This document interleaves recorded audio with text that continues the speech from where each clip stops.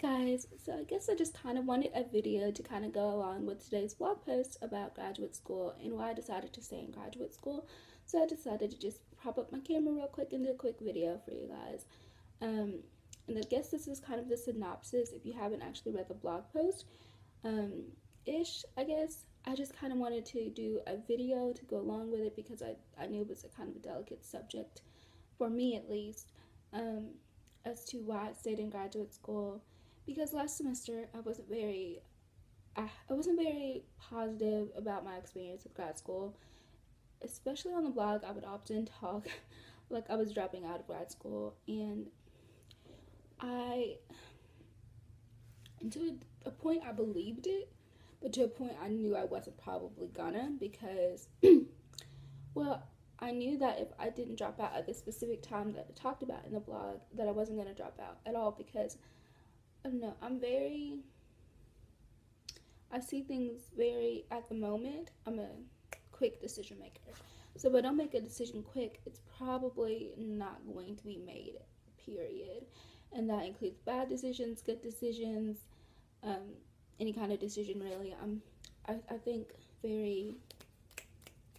So if I had time to cool off, um, I was gonna make a different decision, and I knew that. So I was very upset last semester when my parents and my sister wouldn't let me drop school because I knew, and I even told them, I know that if I don't drop out right now, I'm not gonna drop out. Period. And I don't think they really cared.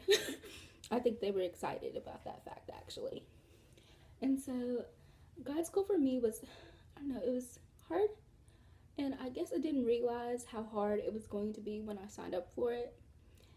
I didn't realize that it could be that difficult, or that school sometimes is that difficult, and that you just have to get past it, and that it helps you in the end, I guess. Because with sociology and undergrad, I always kind of knew what I was doing. I had those moments of high stress, but I never had any moment that was like super highly stressed. I had like moments where I was like, oh, I'm sort of stressed, but for the most part, I'm pretty good. And then I had those moments where I was not stressed at all and I was just like breezing by.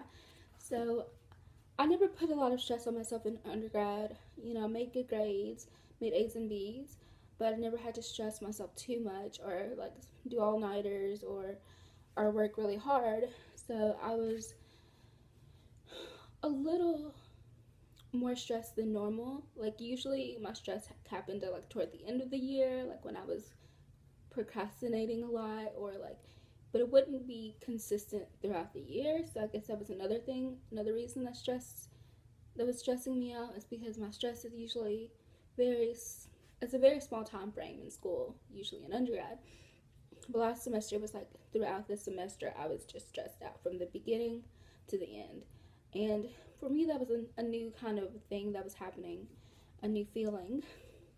But then toward the end of the semester I realized, hey, it's not going to be rainbows and butterflies.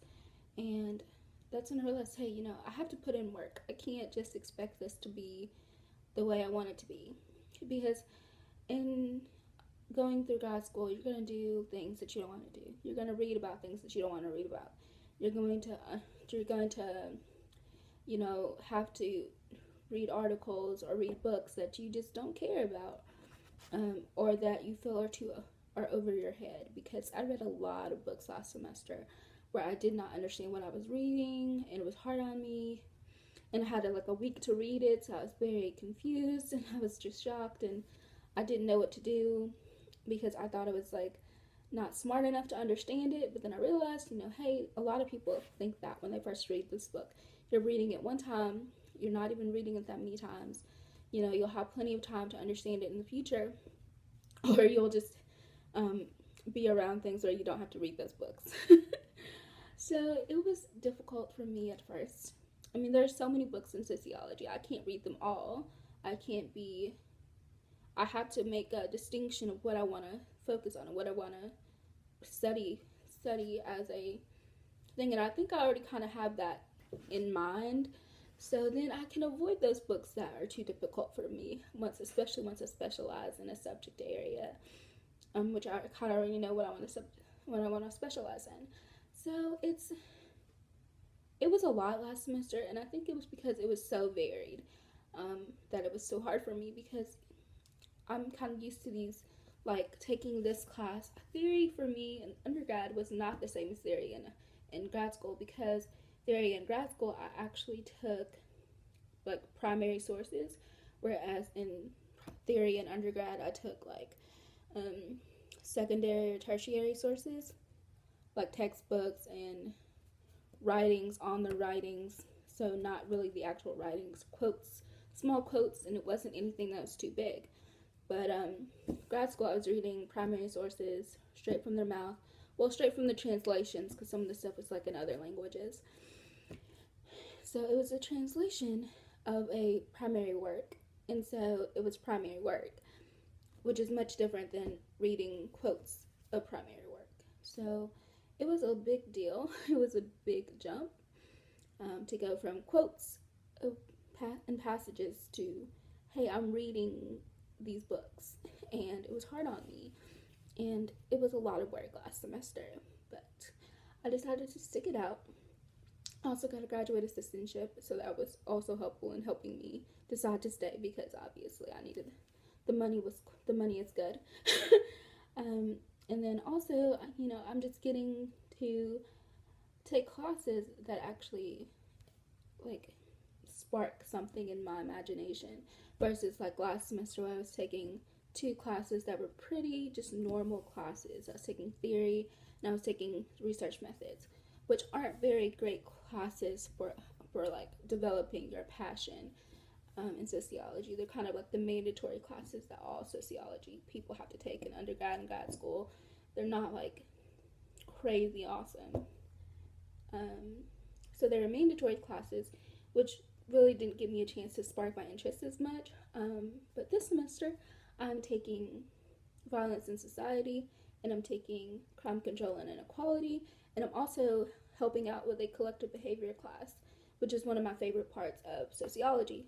So I am definitely excited about that part, and really understanding and really getting a chance to see the parts of sociology I actually do like to learn, and what I can do with that as I go forward.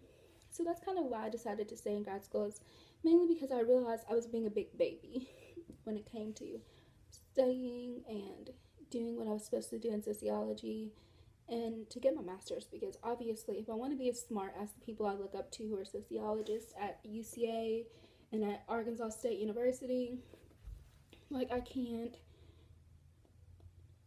do what I did last semester anymore, and I have to like stop being a big baby about what sociology is supposed to be, or what sociology should be for me, and just start thinking about like how to study better, or how to read better, and how to be the best sociologist I can be.